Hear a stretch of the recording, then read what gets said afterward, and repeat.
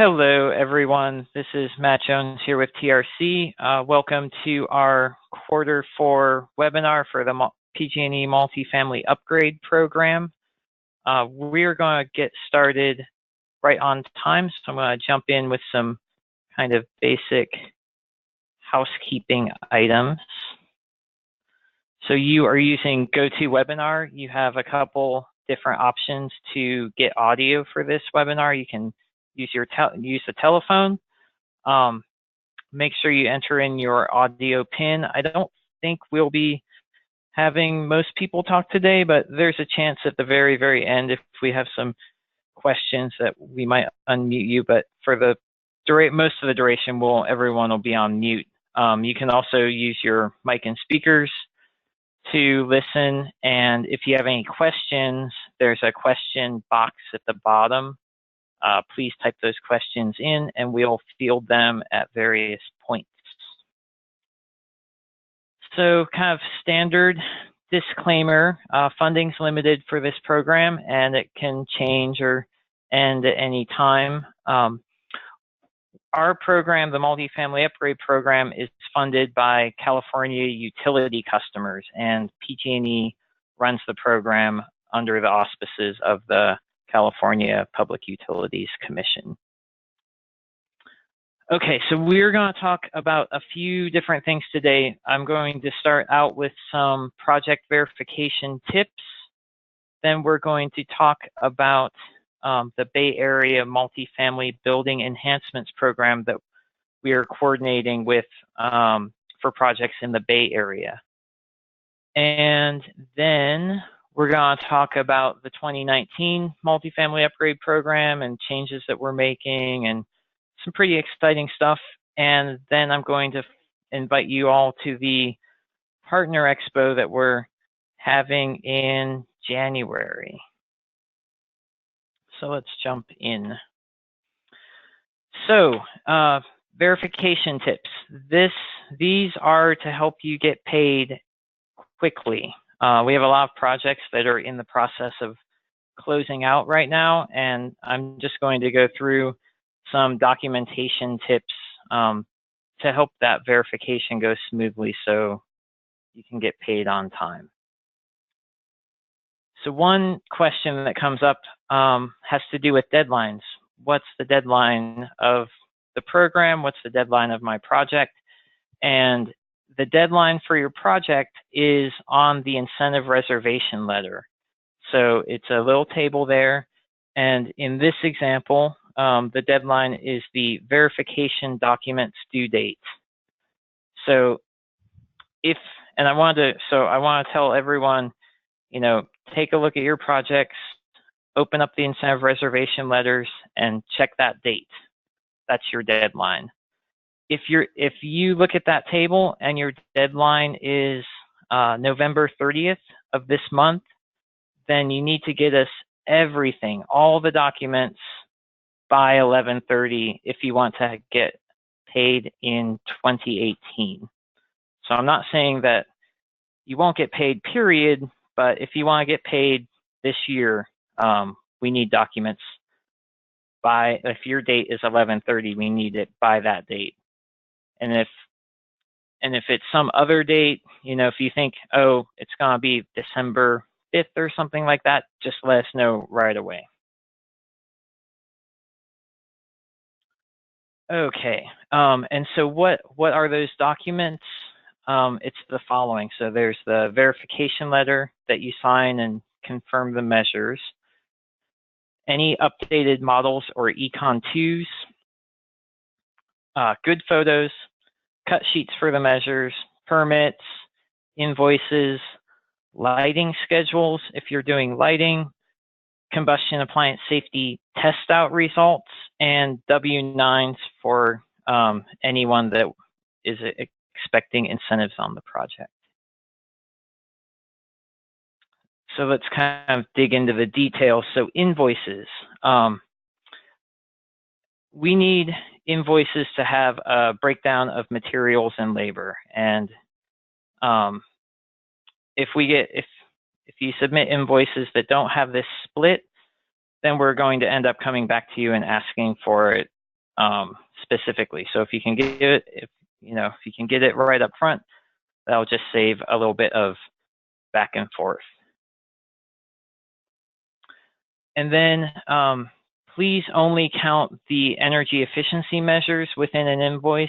And this is a really nice example. So here, I think this came from Partner Energy from a project a little while ago now, but it's a really good example of an invoice. It notes what the materials are, what the labor is, and it makes it clear, what the energy efficiency measures are, so lighting.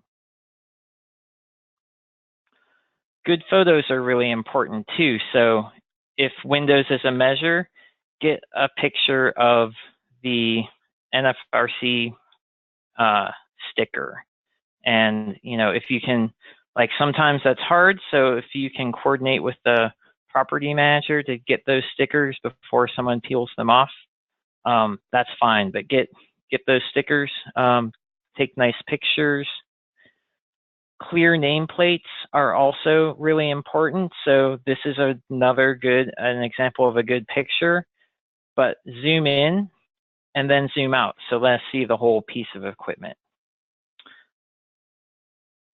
Likewise, if there are any measures that are difficult to verify, please do your best to obtain any in-progress photos. So again, work with the construction company or the property manager to get these pictures. Okay. Please provide us cut sheets for the specific material or equipment that's being installed. If there are HRI certificates for a piece of mechanical equipment, please dig those up and send those to us. And then permits. If a permit got pulled as part of the energy efficiency work scope, we would like to get the signed and closed permits. We're going to need that in order to pay the incentive. Lighting schedules.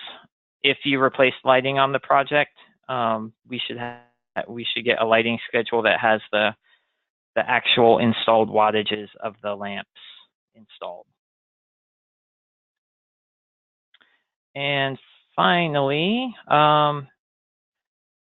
this is just kind of like a basic thing, but before you go on site, just check in with the owner or the property manager and reconfirm the work scope. So if were there any measures added or removed, and if they were added and you want to take credit for them, you need to know to look for them and to verify them.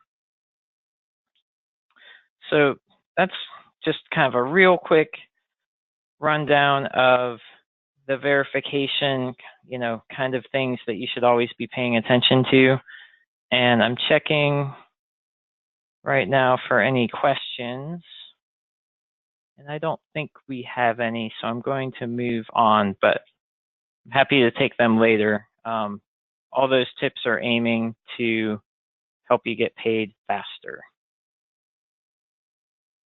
All right, so next agenda item, we're going to talk about program coordination. So MUP is coordinating with the Bay Area Multifamily Building Enhancements Program. And we have on the line Candace from Stop Waste, who's going to tell us about that program. So Candace, you can definitely take control now. Let me know if you need some assistance. Okay.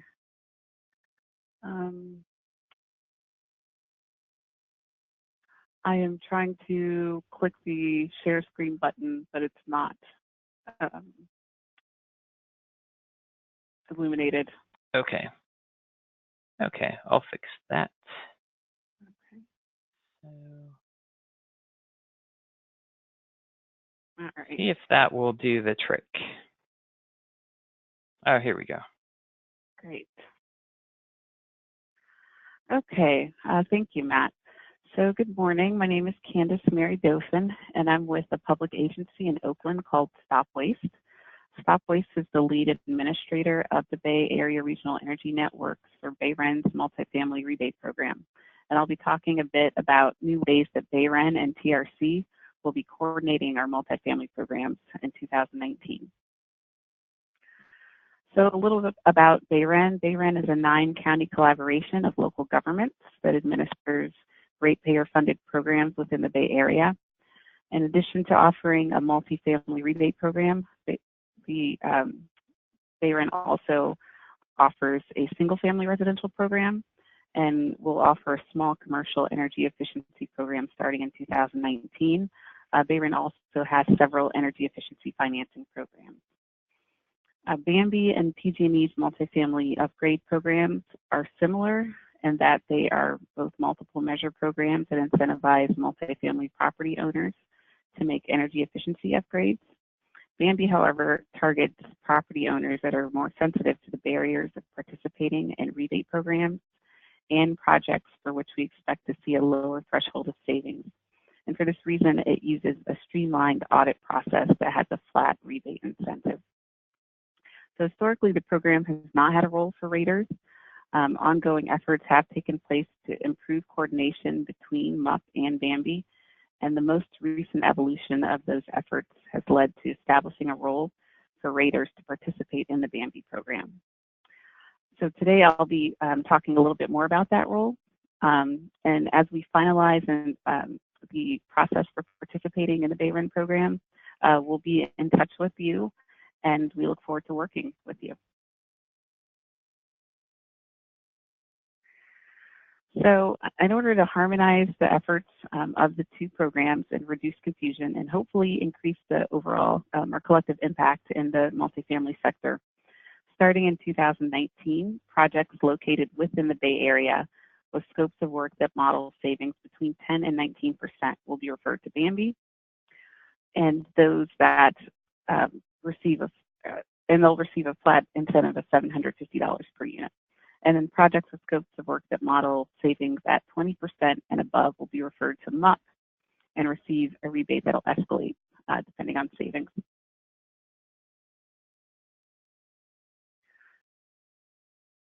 So in addition to coordinating around incentive levels, Bambi will now also have a role for raters. So previously, the Bambi program provided no-cost technical assistance to property owners and worked just with one single technical assistance provider for all projects. And we'll continue to work within this model for projects that come into the pipeline through non-rater channels. However, Bambi will also be opening up a new pathway into the program in 2019 for projects that are estimated to save 20% or more modeled energy savings. So MUP raters will be able to submit projects to Bambi after performing an upfront assessment and energy modeling, and the project will receive an assessment incentive of $50 per unit, which is 50% of the MUP assessment incentive amount, and this will be paid out at the time of project reservation. The Association of Energy Affordability, or AEA, will serve as Bambi's technical assistance program partner and will review project modeling and perform post-installation quality assurance on 100% of rater submitted projects.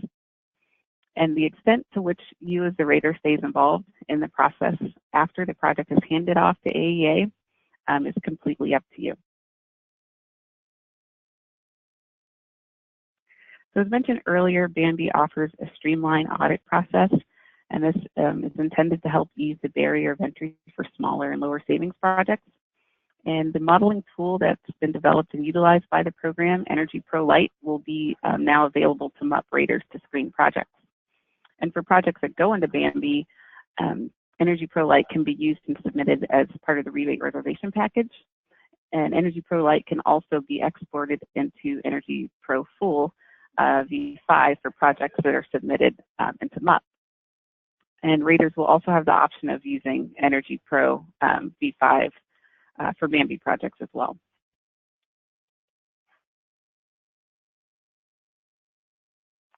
So we'll be offering trainings on the tool EnergyPro Lite and modeling inputs for specific measures in Q1 of 2019.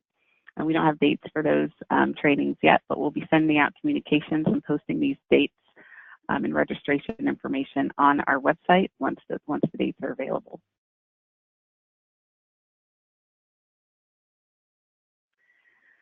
So MUP and Bambi will be working jointly on a savings estimate checklist that can be used early on in the development of a project to help estimate which program you can expect to enroll your project in. So this will be an optional tool, and it can be used if you're at a place where you're not comfortable committing to using one modeling tool over another and you want a little additional help making the call. And we'll also be encouraging benchmarking, but it won't be required.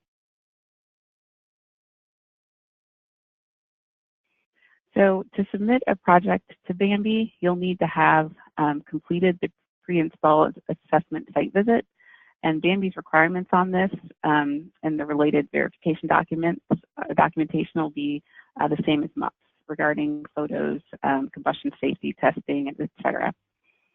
You'll also need to submit project modeling using either EnergyPro Lite or EnergyPro V5. You'll need to submit an assessment report with the full potential scope, and we will accept what you've been using for MUP, but also we'll have our template available, which is a slightly pared down version of that report. And then you'll need to submit a scope of work that meets the Bambi requirements, which are 3 or more measures and savings of between 10 and 19%. And we'll have more detailed instructions on project submission and deliverables coming soon on the program website, and a rater webinar scheduled for Q1 of 2019. So after the project is submitted to the Bambi program and approved for rebate reservation, the project can apply for the assessment incentive, which is $50 per unit with a minimum of $1,250 and a maximum of $10,000. And this incentive level and payout timing is intended to align with that of MUP, which is changing in 2019, and that'll be introduced in greater detail later in the webinar.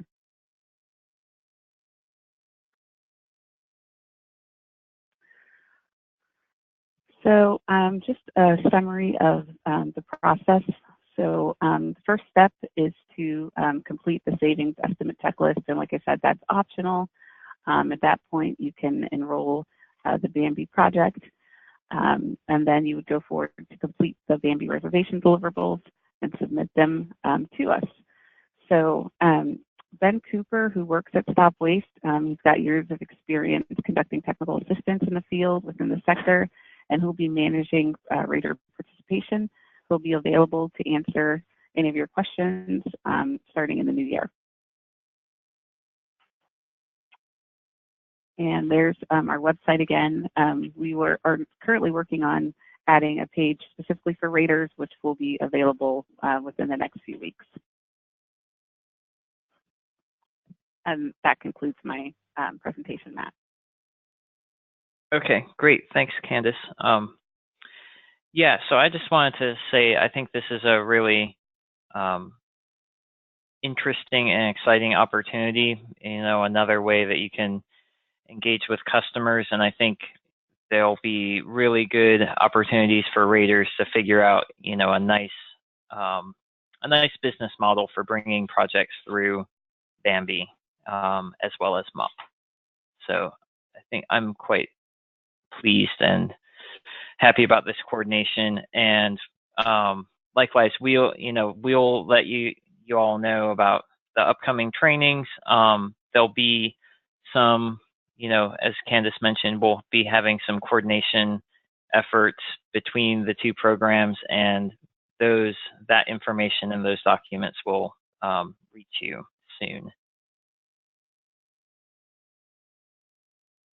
So now I'm going to work to share my screen again.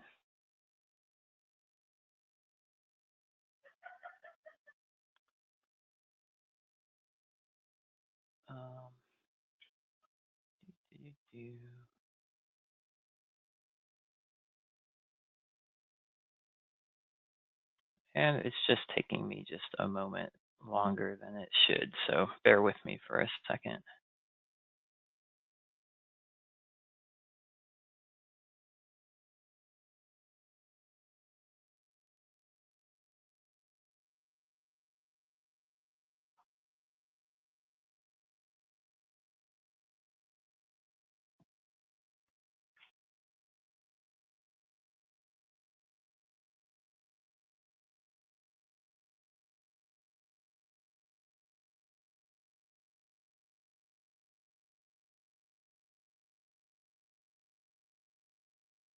I think we're back. Sorry for the delay, folks. Hey, Nolan, can you confirm that you can see my screen again? Yes, Matt, I can see your screen, and it looks like we have a question as well. Okay, perfect. What is the question? So the question is there a list of zip codes or something to determine which territory the project is in, MUP or Bambi?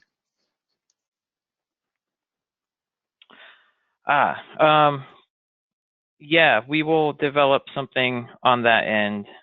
Candace, you know that territory better than me. How do you guys do it? Yes. So we consider the Bay Rim territory the 9-county Bay Area. So anything, with the exception of Marin County, those projects go to the MCE's upgrade program, but Alameda, San Francisco, Solano, Sonoma, Contra Costa, Santa Clara, and did I miss one? I think that's it. Okay, great, thanks. Yeah. San Mateo, I'm sorry, yeah, so the 9-county Bay Area. Nice one. Okay, perfect. All right, and I think that's the only question we have right now. So now we're going to talk about MUP in 2019. So I'm going to go through a bunch of stuff right now that hasn't changed, and then we'll get into some things that are different. So one, the eligibility is still pretty much the same, excluding our coordination with Bambi. Otherwise, the program is pretty much the same. So, as long as you're a PG&E customer, whether it's gas, electric, or both, you can participate in MUP. 10% site energy savings based on an energy model in EnergyPro NonRes performance is what we use to qualify. That's the minimum savings threshold. And again, we are, in existing buildings program, we're looking for comprehensive retrofits. So one of the ways that we try to do that is by requiring that you complete measures in at least 2 of the 4 categories below: building envelope, HVAC, domestic hot water, and finally lighting and appliances together. And the upgrade incentives for next year are the same as well. So we start out at $400 a unit when you hit 10% site energy savings. The incentives escalate as you save more energy to a maximum of $3,000 per unit for a super deep retrofit that saves 50% energy.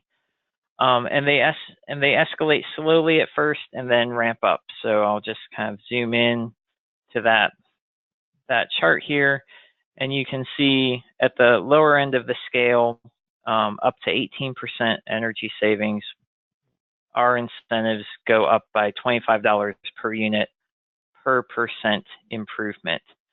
But once you hit 19% and above, they escalate much quicker. So it's an extra $75 per unit for each extra percent saved. So that money can add up really quickly once you're, above 20%. It can get pretty rich. The assessment incentives, the kind of basic incentive amounts are the same. So our incentive floor is $2,500. So if you have a 5-unit building or a 10-unit building, you get at least $2,500 for the assessment incentive. That's aiming to offset, some of those costs that the customers face from doing testing and developing the report and things like that.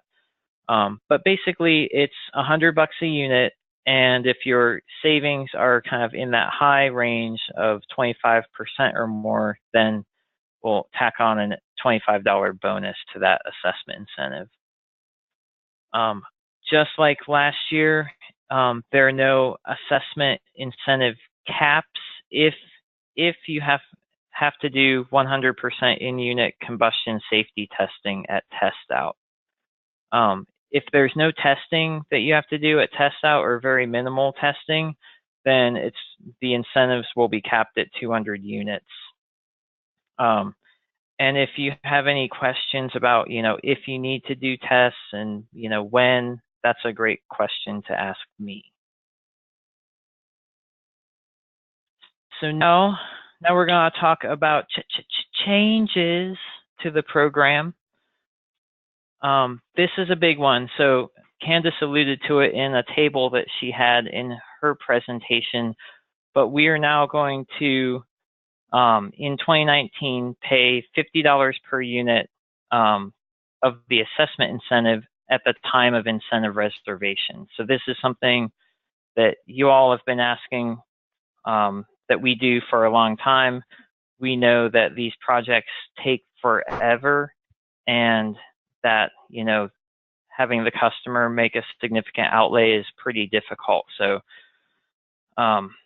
so we're making this change, and I'm hoping that it works well for everyone. And, the reason that we hadn't done this in the past is that PG&E doesn't want to pay incentives that don't have energy savings associated with them. But fortunately, after running this program for a while, we found that projects really don't drop out once they get their incentive reservation. They're committed. They're going to do the work, and you might have some scope changes, but really the work's getting done. So we're going to get some energy savings out of the project. Having said that, for us to make this work, we really want to make sure that we're getting projects that are completing the work. So we don't want to be paying this incentive just for a scoping audit or something. We definitely want real projects. And this kind of early assessment incentive, it's going to be for a maximum of 200 units at the first stage. And let's see, there are a few other kind of caveats. So right now we're doing this for projects that are completing in 2019. And we're asking that projects kind of meet the initial submission timeline. So that means that once a project submits an application, then you have 2 months to go and do the site assessment.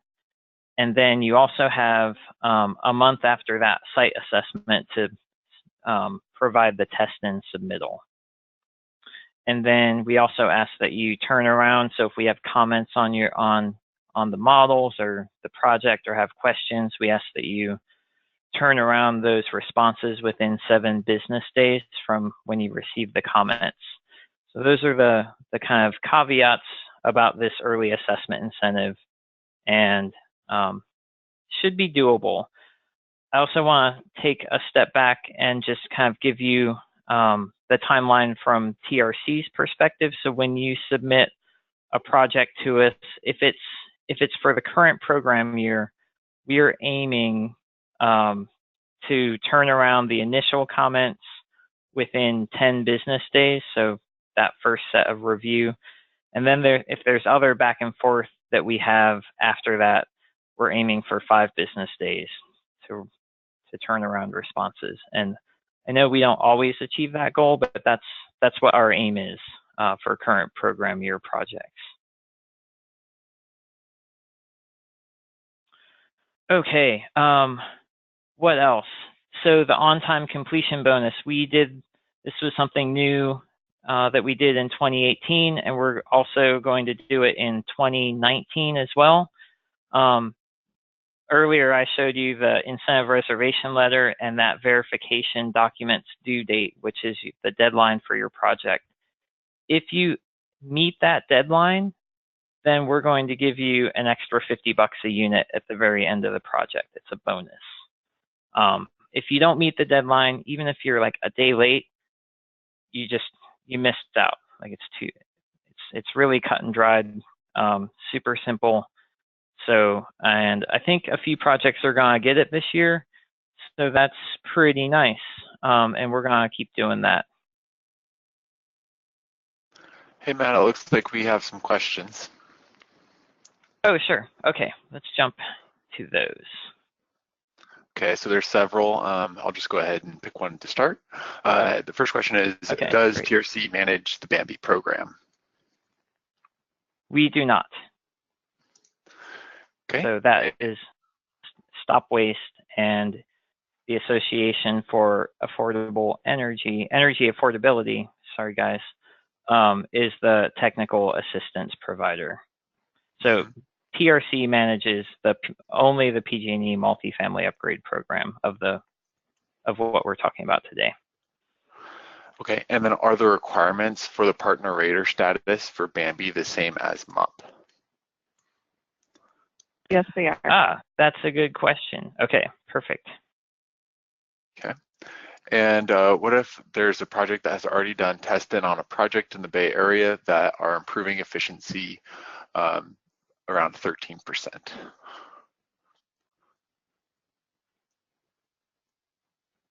Could you repeat that one? What stage is it at?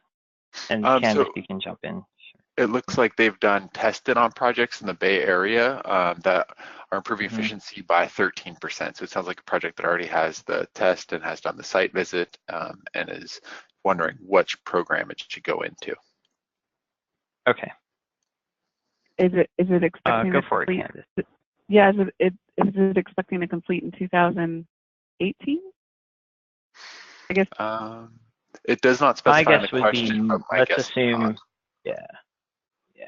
Yeah, let's assume that you know, if it kind of started the process this year in 2018, that it would go into MUP if it started the process with MUP. Okay, that makes sense. Looks like there's still a couple other questions. There's one that looks like it's referring to the early assessment incentive of, is this taking place? I believe this is that referring to the $50 at incentive reservation? Amanda, if you could please clarify, that'd be great. And we also have another question. Is the on-time completion bonus supposed to be a motivator for the rater, contractor, or owner? What is the intention, and how is this framed in the program handbook? Ooh, that is a nice, I like that one.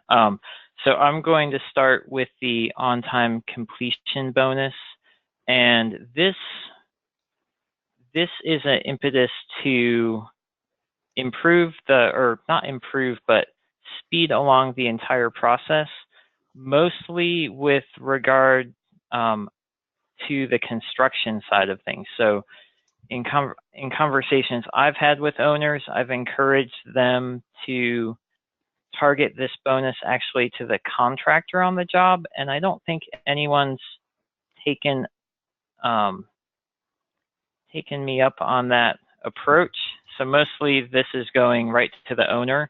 So so essentially this is usually going to the owner, and the idea is that it's an impetus to push their construction contractor to finish on time. The other thing I'll say about the on-time completion bonus is that we set that date together, so it's not mandated from on high, but it's during the incentive reservation meeting that you'll have with your project reviewer. Ideally, the rater will be on, the project manager, so the building manager or the building owner will be on that call. And then, you know, if we can, it's great to have the contractor on the call, and we figure out what the construction timeline is. And we try to be pretty generous and reasonable about, you know, what's realistic to actually get everything done and in. And we use that, we set that date and then put it on the incentive reservation letter. Okay, so that's that. And then I'll see if I can go back to this early assessment incentive. That's not very interesting. So we kind of piloted this year, where we paid a quarter of the assessment incentive early. We had some deadlines that you had to meet and things like that. This is new for projects that are completing in 2019. So any new projects coming in that are completing next year, this is when it would apply. Great, Matt. I think that answered the question. We do have another one. Does Bambi require partner contractors? No, it does not. Cool. Thank you. That's all the questions we have for now. Okay, great. So another change I wanted to announce is that we are now allowing projects to submit models that represent multiple buildings. So you can have a project-wide energy model. And the caveat here is that you have to have at least one model per application.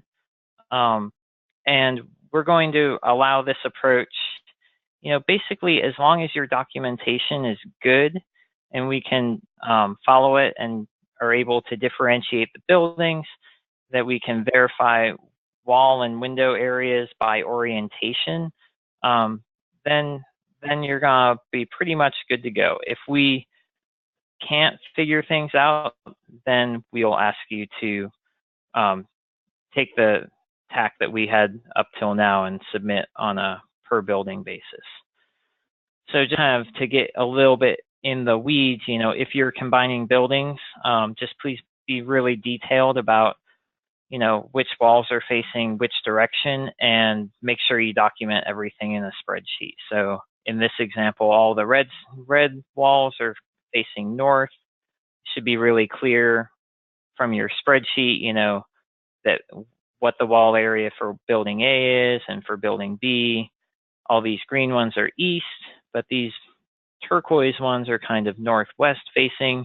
All that stuff, if you're going to do a site-wide energy model, needs to be super easy so that we can review your work and figure out what's going on with the building or the site. And I had a question pause here, but I think we can just move on. Is there anything else new yet, Nolan? Nope, no further questions at this time. Okay, rock and roll. So last year we transitioned to running all of our energy Sorry to interrupt you, but we just got one in, so I want to slide it in there. Okay. The question is, what is the as of date for this and the Bambi part to kick in? Belinda, I'm not sure if I totally understand your question. If you could further clarify, that'd be great. Okay, cool. So meanwhile, we moved over to EnergyPro NonRes performance. So all projects going forward need to be submitted using that modeling version and software. But talking about version, so we are going to accept models in either EnergyPro version 5 or EnergyPro version 7. I think Candace mentioned it, but if you are doing kind of like if you're looking at Bambi and using EnergyPro Lite, EnergyPro Lite is based, it kind of uses EnergyPro version 5 NonRes as its background engine. So it's really easy to convert models over to EnergyPro 5, the full version, if you're doing that. But just a quick clarification, it's both non-res, so that stuff is easy. We're allowing either of these versions. You can submit either one. And, transitioning to non-res, I think, is a little bit challenging and poses some challenges for you all out there in the audience. Because, when you're talking to customers, you have a bunch of new mental calculations to do. The savings aren't exactly the same between res and non-res. So, when you're trying to figure out, okay, is this gonna hit 10% or not, it can be tricky. So we looked at a number of completed projects and kind of teased out the individual savings on these, and these are kind of very initial results. And this is I'm going to make this into a PDF after, and you'll all be able to look at this kind of in detail. But the things I wanted to point out from this graph, so this graph is showing you the average percent site savings for a given measure. And it's pretty open. So we're looking at, say, windows, and it could be all different kinds of efficiencies of windows because we had a variety in our program. But you can see that windows in non-res, the average savings is 4%. That's one thing. That tends to be quite a bit lower than the result you would have gotten if you were modeling this in res performance. The other thing I wanted to point out is that lighting isn't one of the measures on this table, and that's because we're facing a whole lot of changes with lighting recently, and essentially the amount of savings that we can claim for lighting is decreasing. So I didn't want to share results there because they're going to change.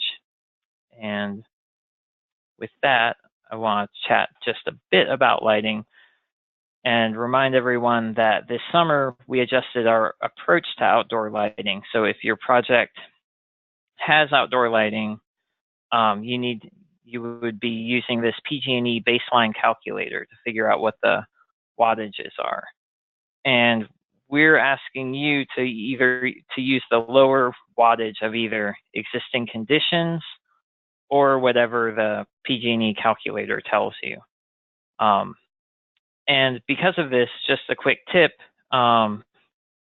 please always just send us the baseline calculator with your entries in it so that we don't have to, if we're reviewing something, we don't have to ask you, oh, did you check out the baseline calculator? Just make it really clear so that we know, basically we know where the inputs came from. Nolan, I'll kind of pause for a second here and see if we have any questions or if you want to re-clarify that one. Yeah, so no new questions, but I would like to, I got clarification on that previous one I asked. And so essentially what the questions are getting at is they have outstanding proposals right now that only follow MUP guidelines. And the question is, how do we incorporate, potential Bambi proposals into that? And basically, when does this roll out to clients? Does this start now? How does this transition kind of work? Okay, so we're still figuring out some of the details. We're going to be having some trainings on this, and we're aiming for early next year. So, Candace, do you have jump in here in terms of timing? So if we have if we're scoping projects now, what should the raters be thinking about? Yeah, if they're scoping them now, technically January 1st, 2019, they should think about this new arrangement that we have. But that being said, there could be a little flexibility until we roll out the training, understanding that, some of the details might not be available to the rater community until the trainings are rolled out. Okay, and if a rater has a specific question or a project in mind, they should be able to reach out to Ben. That's correct, yeah. To field it, and likewise, you can always reach out to me, and I can make sure that it gets to the right hands. So does this confirm that anything executed before January 5th would be strictly MUP, or should raters reach out and walk through projects that kind of fall in that timeline?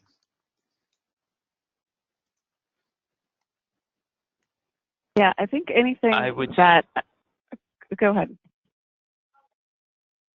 I would say, yeah, actually, Candace, you should make the call there.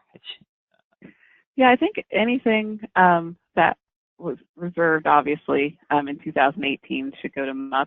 If it's before the point of reservation, but you're still kind of far enough along, I think you can kind of reach out to us on a case-by-case basis, and anything that comes into the pipeline after in 2019, this new arrangement should apply to it. Yeah, like I said, if you have any questions, please do reach out. Okay, great. I think that's all the questions we have for now. Okay, great. And yeah, I think that I agree with that approach as well. So, oh, and then the other, still kind of on lighting. So remember, we're back with lighting. Another thing that's going to be changing is that we're going to end up having an LED baseline for screw-in lamps. And so this, there's another disposition from the California Public Utilities Commission about screw-in lamps, and even programs like MUP that are based on, traditionally custom quote-unquote programs based on existing conditions are going to need to go to this LED baseline. So the market, has, the PUC is indicating that the market has essentially transformed to LEDs at this point for these screw-ins. And, I think just looking into the future, I believe that we're going to see more of this sort of thing. So lighting is going to be likely, the savings are going to become less and less over time.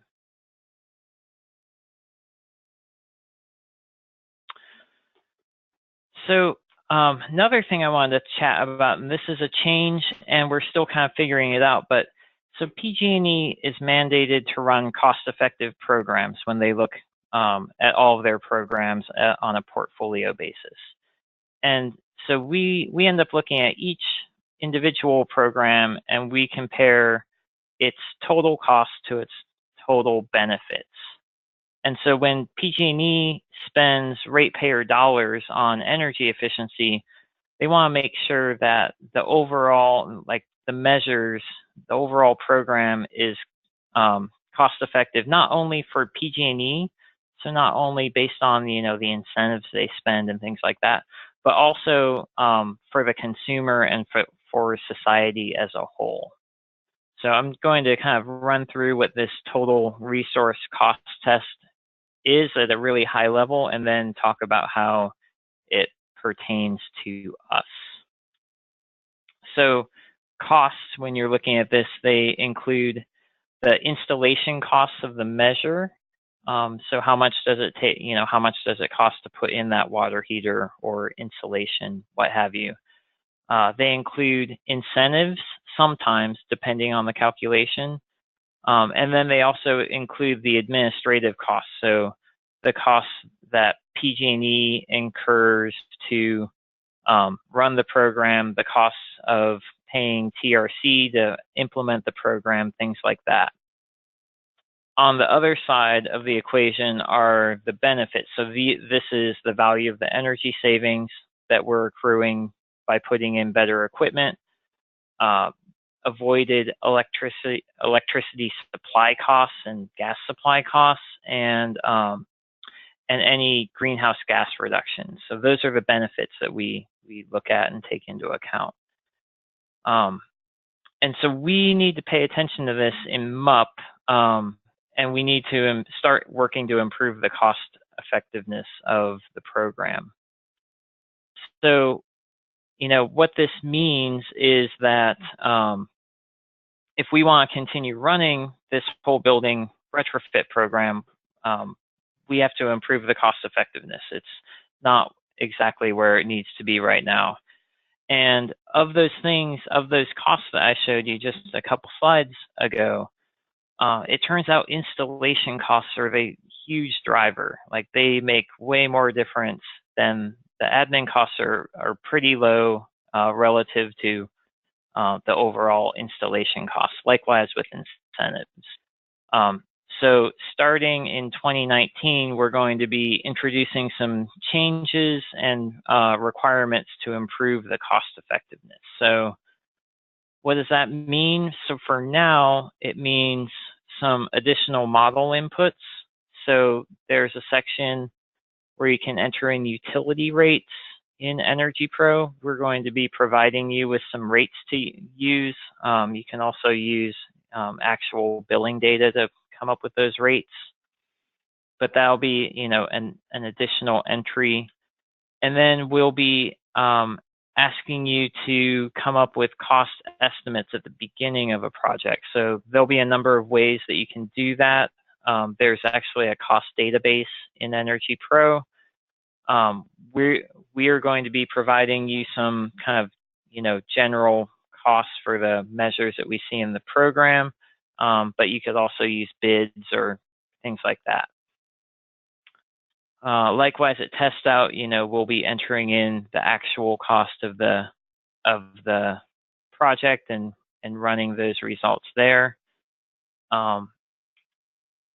And so that means, you know, we're going to have some new resources. So we'll provide you, you know, what's the typical cost effectiveness of various measures. What are the typical measure costs? And you know, there'll be a calculator to figure out the cost effectiveness of an individual project. So kind of getting back, I'm sorry for jumping around much, but in next year, we're still figuring it out, but basically we're going to start having some sort of requirements around choosing measures that are cost effective. And it's still kind of, there's still a lot of work to do on our end to figure out what exactly that means, what thresholds we're going to set, and how it's all going to work. But it's coming.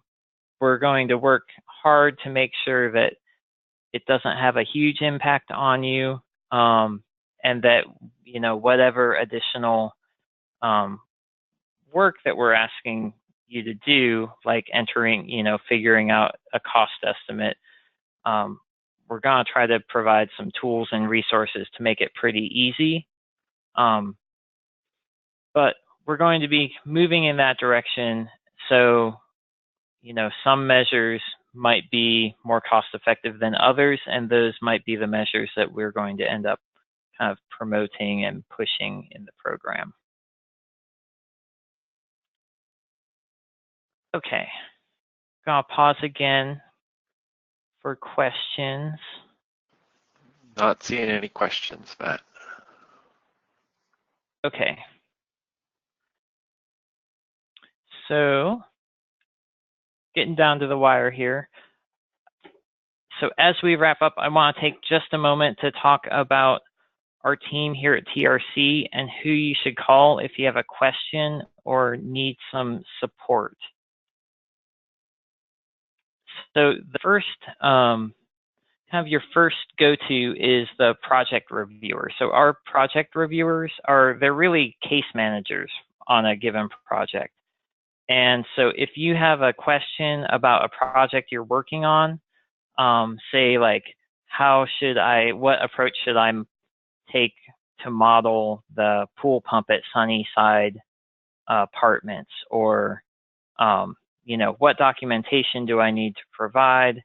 Oh, there's a scope change. Oh, the timeline change, that sort of thing. The project reviewers are really good and responsive, and so go to them for those kind of specific questions. I don't think all of you have met everyone, so I'll give you just a quick rundown. So going top clockwise from the top left, we have Parul Gulati, Nolan Stevens, Yamini Arab, Neil Perry, Lorenzo Pagano. They're all really nice, interesting people, and most of you are working with one of them. Who we're missing Carlos Ortiz and Avani Goyle. They didn't send me a picture, so they're not on here. And then there's me, Matt. So I'm the technical manager for MUP. So if you have kind of a general technical question that doesn't apply to a specific project, like, can I do measure X? Or how do I model this thing? What do I need to test at test out? Like that sort of thing. If you ask the project reviewer and they don't know, they'll come to me. If you have just like a general question that doesn't apply to some specific project, please, reach out to me and I'll do my best to figure it out. And then I'm pleased to announce that Siobhan McCabe is taking over as the program manager for MUP. So that role was previously held by Mike Maroney, and Mike is still working on MUP, but Siobhan's running the show now. So if you have a question about like similar ones that we had today, what if my project has started, or what if I did the audit, what if I started construction and I just learned about the program, what do I do? Or I want to go in multiple programs, can I do that? Siobhan knows the answer to those questions. And then Genevieve Resnick, she is our single point of contact multifamily owner services guru. And so she can answer questions about any kind of program going on in PG&E territory. She, has a finger on the pulse, as it were, for all of that stuff, and she can point you to the right person. She knows a lot about those programs, but she also has contacts at the various places and can get you in touch with the right person if you have a project that is interested in installing EV charging stations or something like that. Okie dokie. Finally, on January 23rd, we're going to have a partner expo. It's at the PG&E Energy Training Center in Stockton.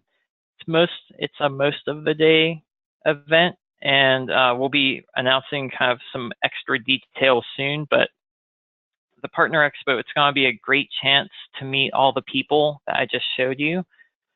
And we'll be recognizing some top performing partners and projects.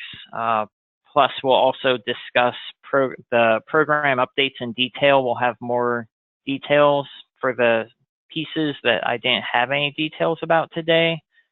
And we'll have some really useful trainings that you'll be able to take back and use in both the office, but also in the field. So it'll be pretty cool. Oh, and you'll get a chance to network with your other colleagues in the retrofit world. So January 23rd, mark your calendars, and we'll send you some details soon. And with that, I think I'm done. So any questions, Nolan? Nope, not seeing any. Okay. I think we should be all set then. Yeah, gonna end right on time.